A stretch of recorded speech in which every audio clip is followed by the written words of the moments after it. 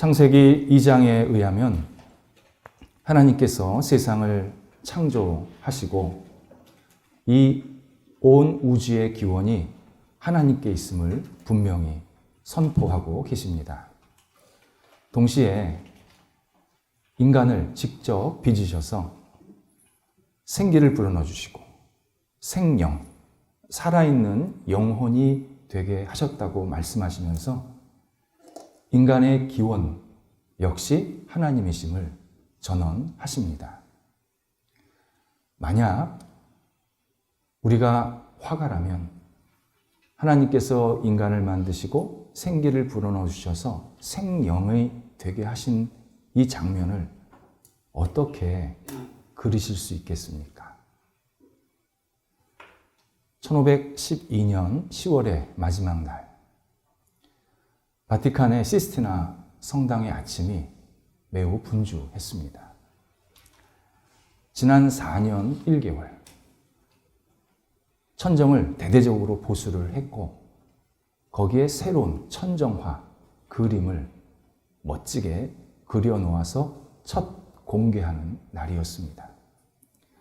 교황과 17명의 추기경들이 기대하는 마음으로 본당으로 발걸음을 재촉하게 됩니다.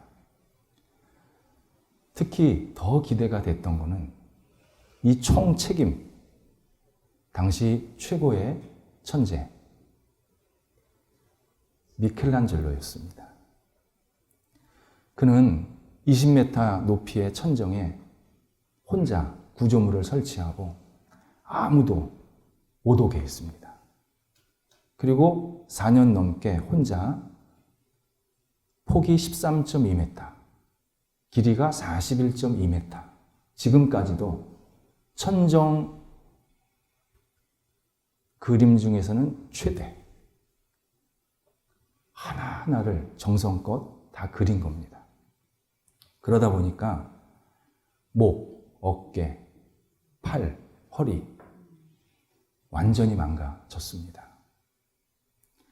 드디어 천정의 커튼이 싹 내려왔는데 관계자들이 몸을 부르르 떨면서 분노합니다. 전체 인구 300명, 그림에 나오는 아담과 하와를 포함해서 다 알몸입니다. 하나님만 얇은 천으로 싹 가려졌습니다. 경건하고 조용했던 성당이 대중목욕탕 내지는 유흥가의 담벼락으로 바뀌는 그러한 충격을 받게 된 겁니다. 가장 성스러운 장소가 가장 세속적인 장소로 바뀌었다 생각하니까 관계자들이 가만히 있지를 못했습니다. 다음 날 분위기가 완전히 반전이 됩니다. 일반 사람들에게 공개를 했는데 일반 사람들이 감탄을 하는 겁니다. 그동안 자기들이 알았던 천지창조 하나님, 굉장히 막연하고 추상적이었는데 너무 자세하게 멋지게 그린 겁니다. 그래서 하나님을 더 가깝게 느끼면서 하나님이 저런 모습이었구나, 인간이 저렇게 창조를 받았구나, 세상이 이렇게 아름다웠구나 라는 것을 받아들이게 되면서 오히려 신앙심이 더 깊어지고 하나님을 더 경외하게 되는 결과들이 계속 생기는 겁니다. 그리고 그 다음 주부터 성당에 줄을 섭니다. 미사를 할 때는 줄 안 섰는데 천장화가 공개된 이후부터 성당에 줄을 섭니다. 미사 드리러 온 게 아니라 그 천장을 보면서 본인의 신앙을 막 북돋고 그래, 하나님을 내가 이렇게 믿어야겠다. 마음의 확신을 가지면서 계속 성당을 찾아오게 되었습니다.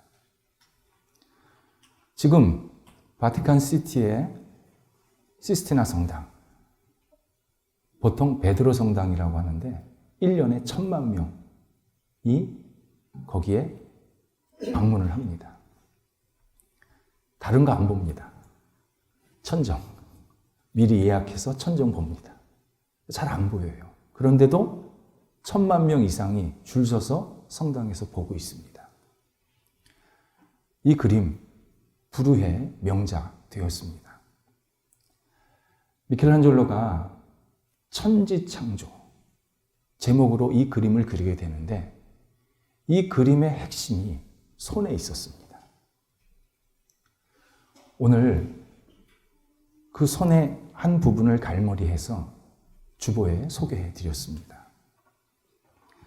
하나님께서 오른손을 쭉 뻗고 계시고 인간이 왼손을 뻗었습니다. 그런데 인간의 손목 밑에서부터 아래로 떨어져 있습니다. 축 처져 있습니다.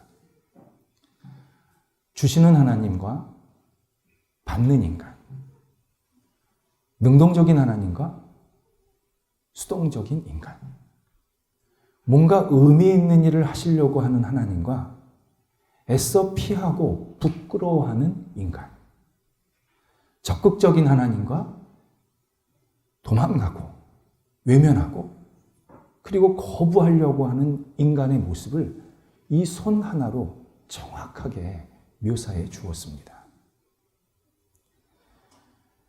물론 하나님 손 없으십니다. 하나님은 영이시다. 이게 성경의 하나님 정의입니다.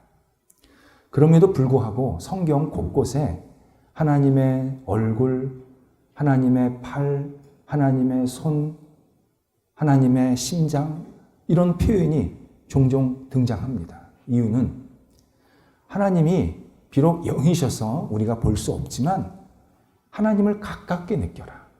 우리의 손, 우리의 마음, 우리의 얼굴을 보듯이 그렇게 하나님을 친근하게 여겨라 라고 말씀하시는 하나님의 배려가 들어가 있는 표현입니다.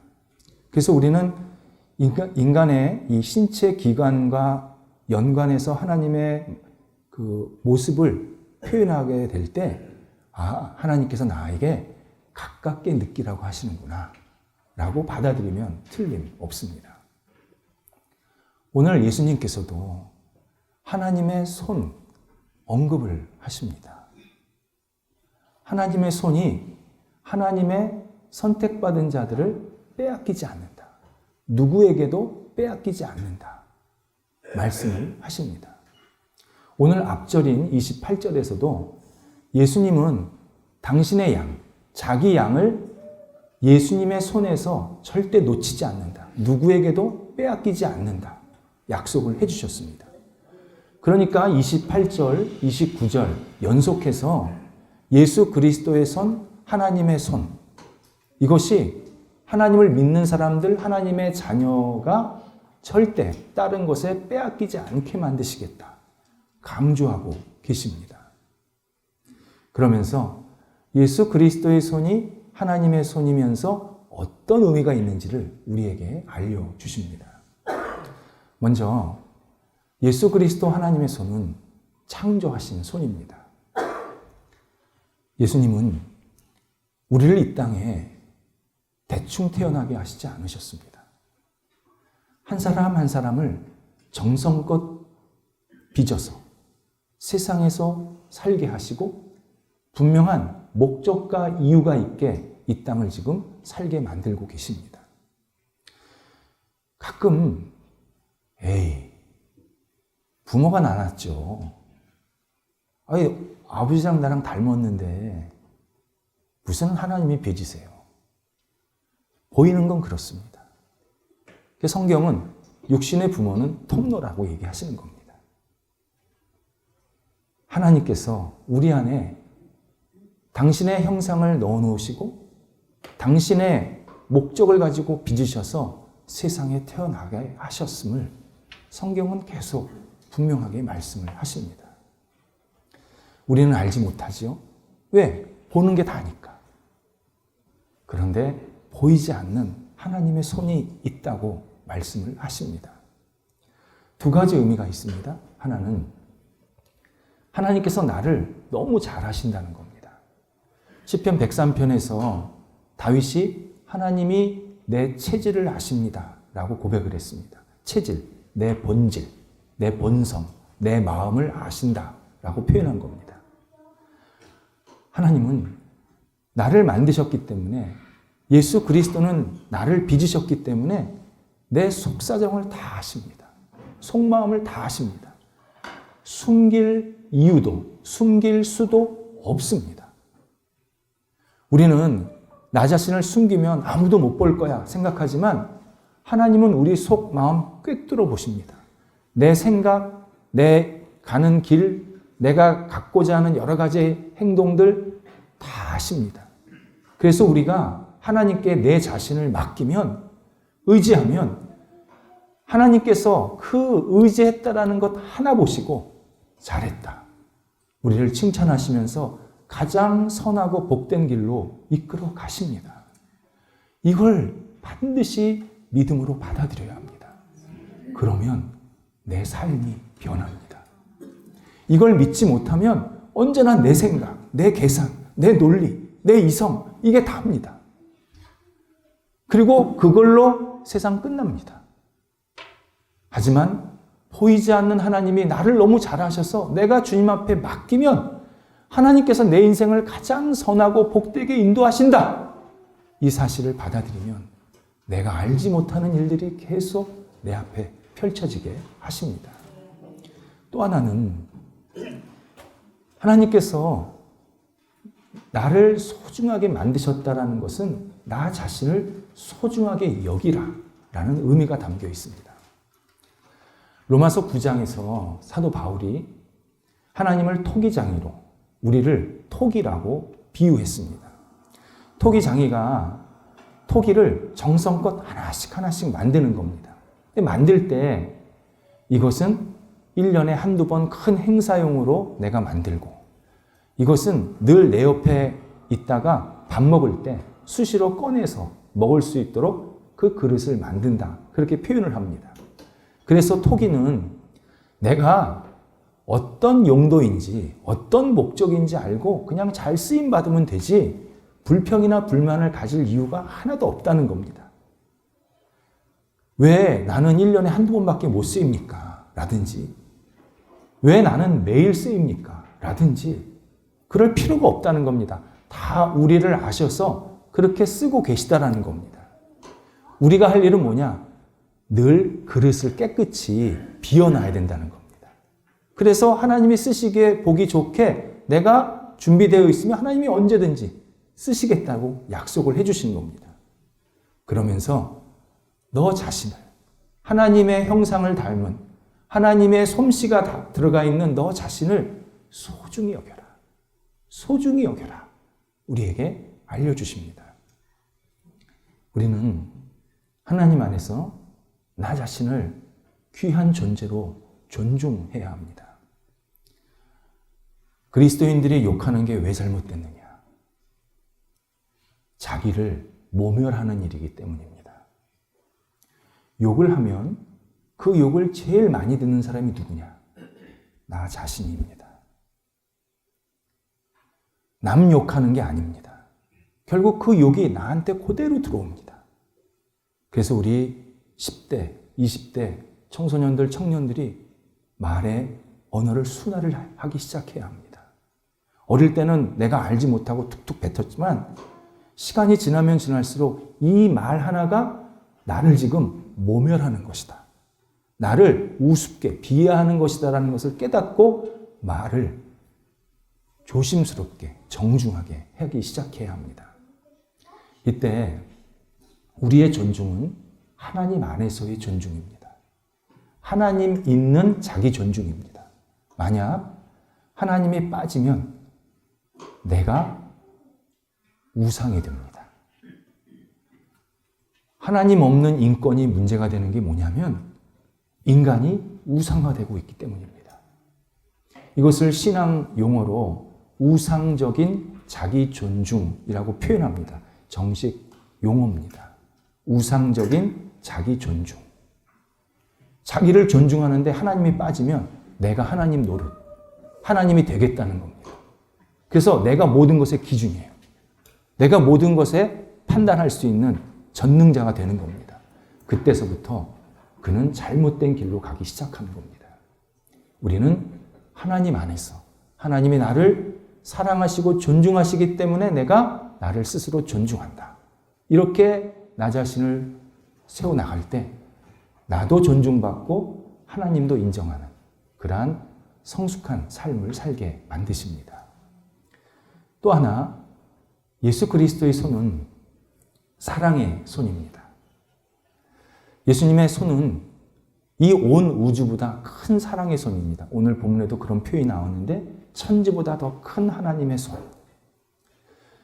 우리가 이 땅에 살면서 어려움과 고난을 당할 때가 있습니다. 근데 그 어려움과 고난을 넉넉하게 막아주시고 보호해주시고 헤쳐나갈 수 있게 하시는 손이 예수 그리스도의 그 전능하신 위대하신 손입니다.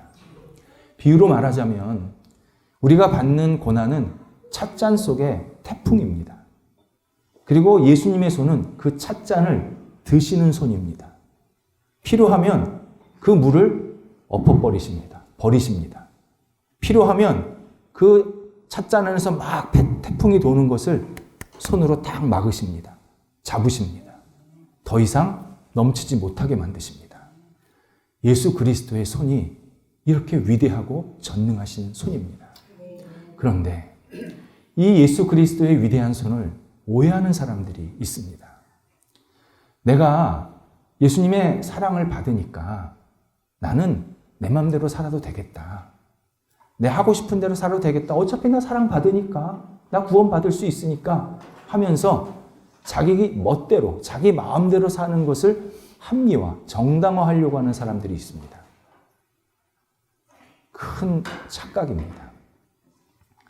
이렇게 주장하는 사람들을 보면요, 대부분 이단입니다. 그래서 이단들은요, 가만히 보면 사람을 자유하게 하는 게 아니라 묘하게 방종하게 만듭니다. 그래서 이단 말 들으면 처음에는 굉장히 좋은데 시간이 지나면 사람을 완전히 푹 퍼지게 만듭니다. 자기 멋대로 행동하게 만듭니다. 부모가 자녀에게 나는 너를 사랑해. 내가 좀 부족해도 네가 조금 잘못된 일을 해도 내가 끝까지 사랑할 거야. 말을 해줬습니다. 그랬더니 자녀가 부모가 진짜 나 사랑하는지 확인 좀 해야겠다. 그러면서 말썽 부려요. 자기 멋대로 살아요. 부모 마음 막 아프게 해요. 그러면 이거는 자녀가 부모를 신뢰하고 있지 않은 모습입니다. 그리고 부모의 사랑을 믿지 않는 겁니다. 나가서 자기도 부모를 사랑하고 있지 않은 겁니다. 진정한 사랑은 테스트하지 않습니다. 진정한 사랑은 내가 받는 순간에 내 영혼을 변하게 만듭니다. 아, 내가 이렇게 사랑받았네. 내가 이렇게 부족한데 사랑받고 살고 있네. 그 사랑에 맞춰서 내가 진실하게 충실하게 살아야겠다. 이런 마음에 자천하는 그런 결심을 하게 만들어줍니다.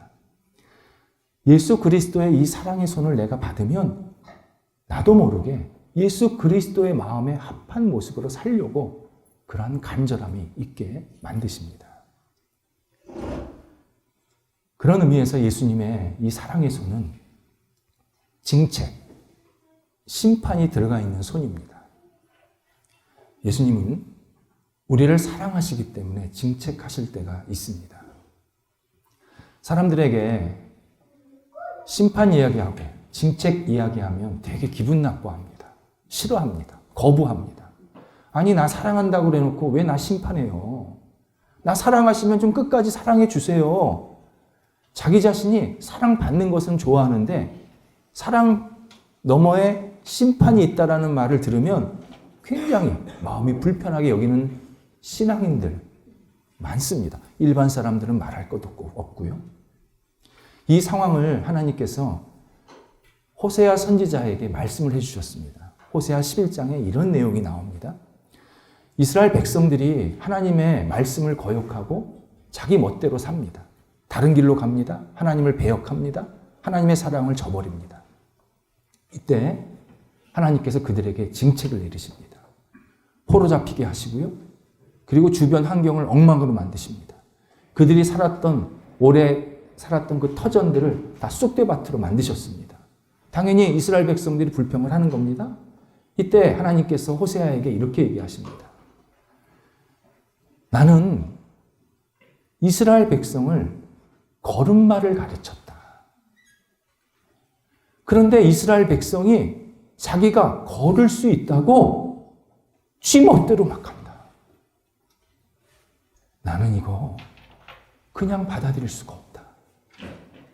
하지만 내 긍휼이 불 붙는 듯 하다. 호세아 11장 8절에서 내 사랑이 불 붙는 듯 하다. 이스라엘 백성이 지금 징책받고 있지만 내 사랑이 너무 끓어오르고 있다 지금. 돌아와라. 돌아와라. 거기서 그러지 말고 돌아와라. 내가 너희를 받아줄게. 나의 이 간절함을 너희들이 알아야 한다. 호세아 선지자를 통해서 분명히 말씀하십니다. 예수님께서 우리에게 징책을 하고 심판하실 때 갑자기 번개치듯 하시지 않습니다.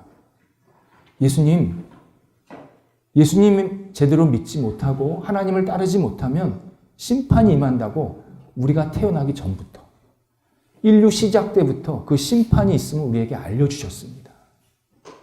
알라는 겁니다. 외면하지 말라는 겁니다. 네가 심판이 있다 없다 해서 심판이 없어지는 게 아니라는 겁니다. 나는 너를 사랑하기 때문에 이 땅을 사랑하기 때문에 잘못된 것을 두고 볼 수 없단다. 나는 분명히 어떤 순간에 징책을 내릴 것이란다. 그러니 징책받지 마라. 심판받지 마라. 제발 내 안에 끓어오르는 이 사랑을 제발 받아줘라. 예수 그리스도께서 지금도 우리에게 말씀하고 계십니다. 또 하나 예수 그리스도의 손은 치유하시는 손입니다. 성경에 예수님의 치유하시는 장면이 많이 등장을 합니다. 특징 가운데 하나가 연약한 자, 죽은 자의 몸에 손을 대서 치유해 주십니다. 이게 놀랍습니다. 예를 들어서 당시 나병 환자가 있었습니다. 그 당시 나병 환자 인간 취급 못 받았습니다. 저주받은 존재였습니다. 한 마을, 공동체에서 살 수가 없었습니다. 나병이. 그리고 가족들도 버렸습니다. 이게 옮기는 병, 전염병이 아님에도 불구하고 나병 환자가 집안에 생겼다. 그러면 식구들이 그 사람의 짐을 싸줍니다. 그리고 일정 부분 먹을 거를 만들어서 데리고 어디로 데려가냐? 광야로 들어갑니다. 이스라엘에 광야가 많잖아요. 거기다 버리고 옵니다. 네가 살든지 죽든지 알아서 해. 우리는 너랑 가족 아니야. 이 당시 그랬습니다. 어느 날 나병 환자가 예수님을 찾아옵니다. 예수님, 두 팔 벌려서 나병 환자를 받아주십니다. 그리고 머리에, 몸에 손을 얹고 치유해 주십니다. 나병 환자, 육체 연약함 치유받았습니다. 그런데 영혼이 치유를 받습니다. 그동안 소외받고 서럽고 외로웠는데 예수님께서 자기를 기쁘게 받아주시면서 손에 자기의 몸이 닿았을 때 그때 나병 환자가 느꼈던 이 따뜻함, 이 부드러움, 이 사랑을 그대로 받으면서 그의 영혼이 완전히 새롭게 되게 만드십니다. 예수님께서 나인성이라는 이스라엘 국경 그 끝에 있는 조그마한 마을로 들어가십니다. 이 마을에는 남편을 잃고 혼자 사는 여성이 어린 아들 하나 데리고 살고 있었습니다. 그런데 그 아들이 죽은 겁니다. 이 당시 남편을 잃고 혼자 사는 여성, 지금 소년, 소녀, 가장 100명이 모여 사는 것보다 훨씬 힘들었습니다. 살 수가 없었습니다. 얼마나 많은 비난과 모욕. 그런데 자기 아들이 또 죽은 겁니다. 이 여성이 얼마나 마음에 아픔이 있었겠습니까? 사람들이 자기를 얼마나 비난을 했겠습니까? 그렇게 자기도 시름시름 죽어가고 있었는데 예수님이 거기를 찾아오신 겁니다. 그리고 죽은 아들의 몸에 손을 얹고 일으켜 주십니다. 여인과 아이가 회복이 됩니다. 일어납니다. 그동안 받았던 모든 모욕이 한순간에 없어지면서 구원의 역사에 동참하는 하나님의 자녀가 되는 놀라운 결과를 얻게 만드십니다. 지금도 예수님의 치유의 손길은 우리에게 있습니다. 우리 예수님의 치유의 손길을 내게 베풀어 달라고, 우리 가정에 허락해 달라고 간절히 구해야 합니다. 예수님 반드시 우리에게 대주십니다. 내가 세상살이에 지쳐 있었고, 내가 사람들 관계 속에서 외로움을 당하고, 내가 사람들에게 배신과 그리고 속임을 당하는, 때로는 일 속에서 실패도 하고 일이 잘 안 되는, 그래서 내 스스로가 나는 이 정도밖에 안 되나 스스로 괴롭히고 나를 무시하려고 할 때, 그때 예수 그리스도께 주님의 손을 저와 우리 가정에 대주시옵소서. 간절하게 기도하면 예수 그리스도의 이 치유의 손이 우리 한 사람 한 사람, 우리 가정, 우리 모임 반드시 임하게 해주셔서 회복되게 하시고 새로운 인생을 살게 만들어 주십니다. 또 하나, 예수 그리스도의 손은 상처받으신 손입니다. 우리는 전능자의 손, 창조주의 손이 완벽하다고 생각합니다. 당연합니다. 완벽한 정도가 아니라 하나님은 손이 없으시고 완벽한 영이십니다. 존재이십니다. 나중에 다 우리가 확인하게 됩니다. 그런데 예수님께서 이 땅에 오셨을 때 손은 정말 처참했습니다. 못 박히셔서 찢기셨습니다. 상처나셨습니다. 피가 철철 흘리셨습니다. 그건 다름 아닌 우리의 죄, 우리의 문제가 그만큼 심각하다는 것을 보여주시는 장면이었습니다. 이사야 53장 5절에서 그가 찔림은 우리의 허물을 인하며 그가 상함은 우리의 죄악을 인함이라. 예수님이 손에 왜 찔리셨고 왜 상하셨는지 이유를 분명히 말씀해 주고 계십니다. 우리 죄 때문에, 우리 부족함, 우리의 부끄러움 때문에 예수님께서 친히 못 박혀 죽으신 겁니다. 내가 거기에 못 박혀서 내가 막 찢어져야 되는데 나 대신에 예수님이 찢어져 내 영혼을 살리시겠다고 십자가에 거룩한 모습으로 못 박히게 되신 겁니다. 우리가 이 못 박히신 손, 이 상처 입으신 손을 붙잡으면 우리의 죄를 용서해 주십니다. 우리의 모든 부끄러움을 없애 주십니다. 다시 일어나게 만드십니다. 미켈란젤로가 나중에 자기가 왜 인간의 손을 밑으로 처지게 했는지 고백을 하게 됩니다. 자신의 모습이었다는 겁니다. 하나님은 자신에게 손을 뻗어서 은혜를 주시겠다고 말씀하시는데 자기의 욕정이, 자기의 심각한 문제가 그 손을 못 잡고 있었다는 겁니다. 그래서 도저히 그 손을 잡을 수가 없었다는 겁니다. 미켈란젤로 영적으로 실패하는 시간이 있었습니다. 우리 영적으로 실패할 수 없습니다. 실패해서는 안 됩니다. 예수 그리스도의 십자가의 손이 지금 우리 앞에 놓여 있습니다. 내놓고 계십니다. 이 손 잡아라. 이 손 잡아라. 우리가 이 예수 그리스도의 손을 내 부끄러움과 부족함과 죄악이 있을지라도 붙잡을 때 우리를 일으켜 주십니다. 우리 땅에 내팽겨치지 않으십니다. 우리 영혼 소생시키십니다. 우리 가정 새롭게 만드십니다. 내 인생, 우리 가정, 우리 모임을 하나님이 기뻐하시는 모습대로 아름답게 세워 나가십니다. 기도하겠습니다. 하나님, 저희들에게 손을 내밀어 주셔서 저희의 손을 붙잡으시려 하는 우리 주님께 영광과 찬송을 돌려드립니다. 이 시간 주님의 손을 다시 붙잡습니다. 저희들의 영혼, 저희들의 가정, 저희들의 모임 속에 주님의 놀라우신 전능하신 손길이 역사하여 주시옵소서. 일어나게 하여 주시옵소서. 회복되게 하여 주시옵소서. 하나님께 마음껏 영광 돌려드리는 기쁨의 영혼과 삶이 될 수 있도록 인도하여 주시옵소서. 예수님의 이름으로 기도드립니다. 아멘.